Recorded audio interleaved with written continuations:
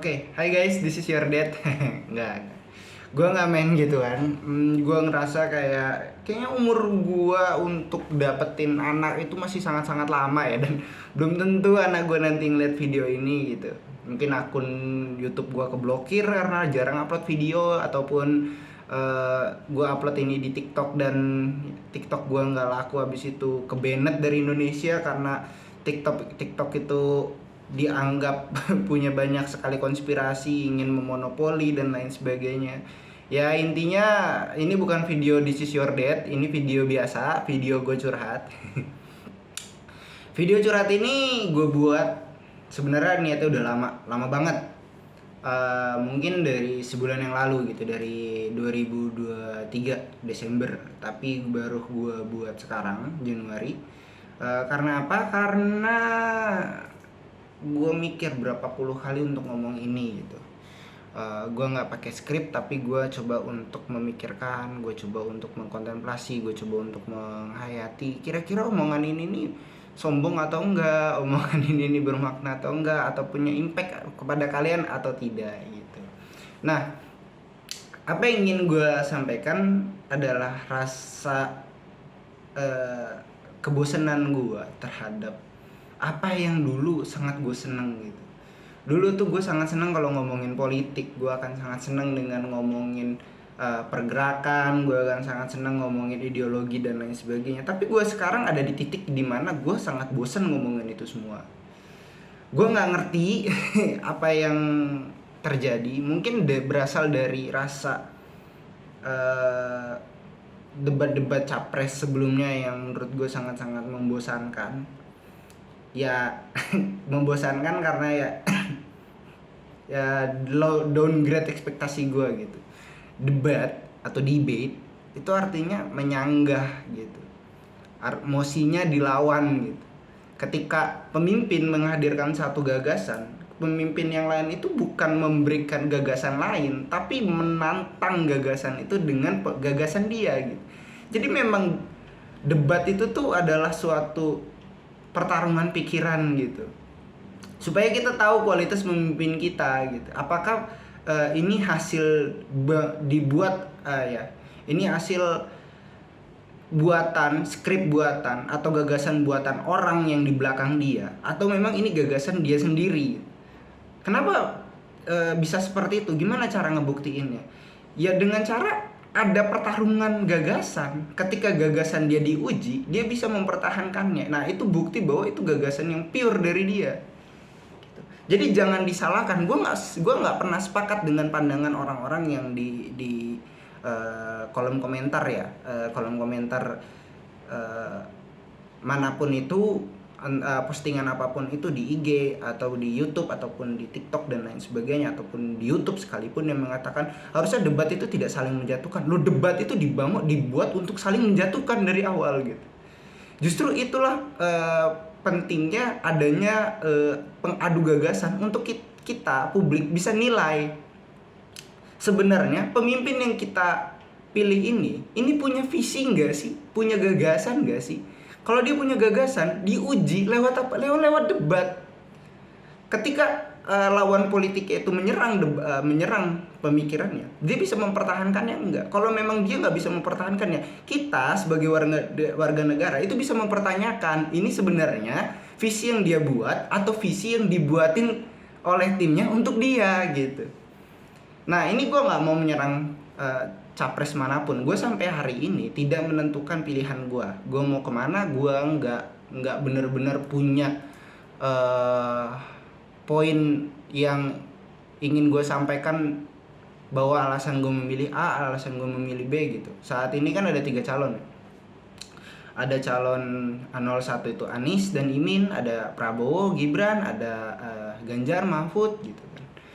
Dan benar sesuai dengan video gue yang sebelumnya, Mahfud itu pasti bakal jadi cawapres ya kan.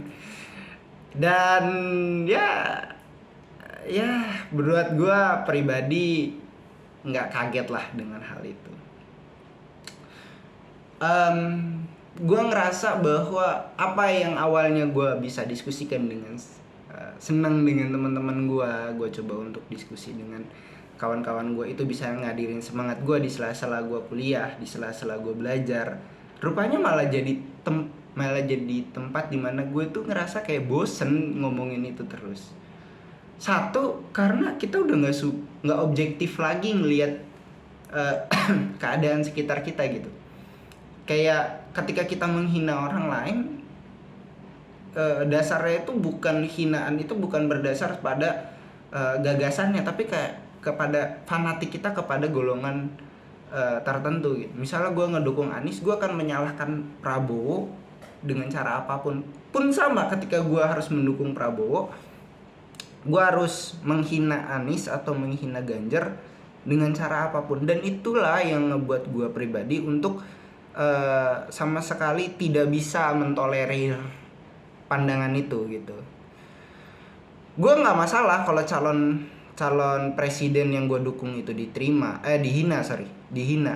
Tapi kalau itu hinaannya berdasarkan gagasan, ya it's okay, nggak masalah. Ini negara demokrasi gitu. Bro, berapa kali loh Joe Biden itu dihina orang tua pikun gitu.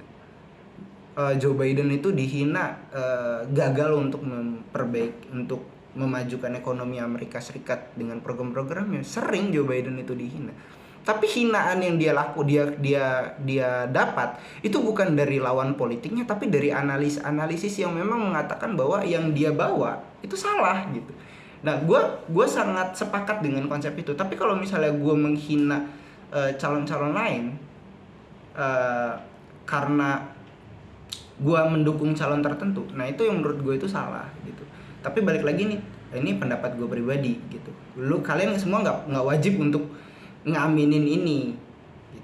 Nah, kenapa gue pakai kata-kata menghina bukan pakai kata-kata kritik? Ya nggak masalah menghina itu, menghina pejabat publik itu. Ya mereka itu kita bayar loh dengan pajak kita gitu.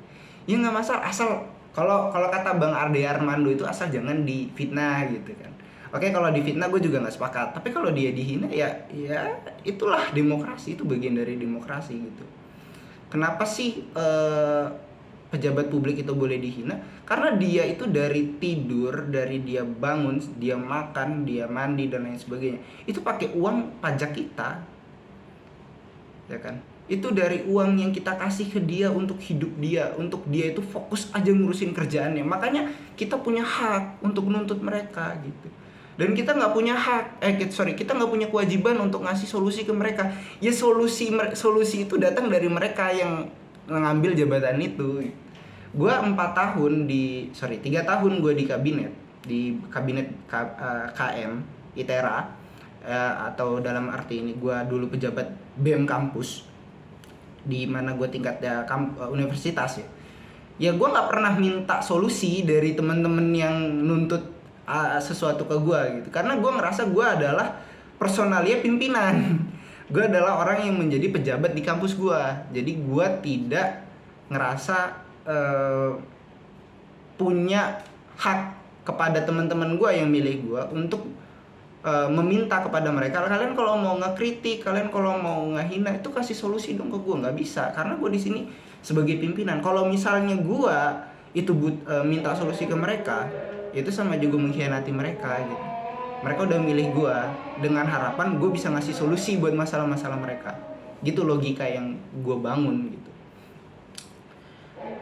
Gue burn out banget dengan segala hal-hal yang berbau politik, dan sekarang gue lebih banyak fokus untuk belajar ulang, banyak belajar lagi dibandingkan banyak ngomong lagi. Kenapa? Karena ya sederhananya karena gue ngerasa ini udah waktunya gue coba untuk refresh kemampuan berpikir gue. Why? Karena posisinya ketika lu selalu melakukan hal yang sama, hal itu bukan lagi menjadi sebuah hal yang menyenangkan lu, sekalipun awalnya lu suka terhadap itu ya, tapi lama-lama itu menjadi hal yang tabu, hal yang bosen dan lain sebagainya. Dan itu yang gue gak mau. Gue sangat-sangat senang berpolitik, tapi kayaknya gue stop dulu. Entah kapan lagi gue berpolitik, mungkin 10 tahun lagi. Ketika gue udah siap, gue lebih siap. Dan gue sangat-sangat menghargai semua gue ngargain banget semua proses gue ngargain banget semua apa yang gue lakuin, dan gue berterima kasih terhadap itu. 2023 gue akhiri dengan setiap pemilihan, entah itu calon ketua umum, calon presiden, ataupun calon-calon manapun yang gue dukung pasti menang. Tapi semua kemenangan itu ada harganya, dan harganya gak murah. Oke, itu aja yang mau gue sampaikan di video kali ini. Terima kasih yang udah dengerin sampai akhir. Maaf kalau gue jarang upload, tapi gue terima kasih yang mau dengerin sharing gue.